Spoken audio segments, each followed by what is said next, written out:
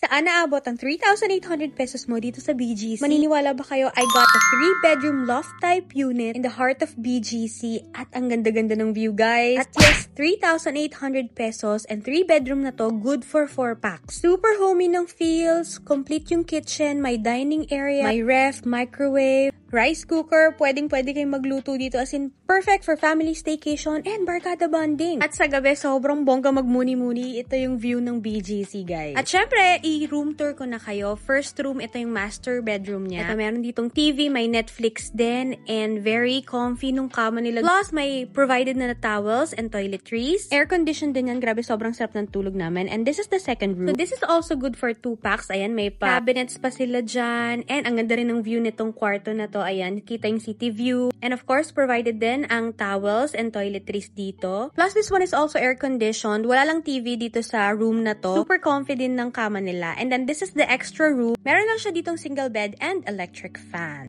Ito yung bathroom nila, super spacious. Of course, may bidet. And may hot and cold shower din. Lakas mo kayamanin nito. Grabe, nakakaaliw. O, diba? Pababa muna tayo dito sa ating sala area. Super nice and homey talaga siya, guys. Parang sa inyo tong unit na to kapag dito kayo nagstay. And you can also access the pool area. Free yung 2 packs. And then, if may excess 2 packs pa, you just have to pay 100 pesos per person. Dito nga pala ito na-book sa The Skyline Suite. Ito yung Facebook page nila. Available din to sa Airbnb pero mas mura kapag direct booking sa FB page nila. Hindi mo na kailangan gumastos ng bongga for your next BGC staycation. Thank you so much for watching. Keep following me for your vlogs and just go with the flow. Bye!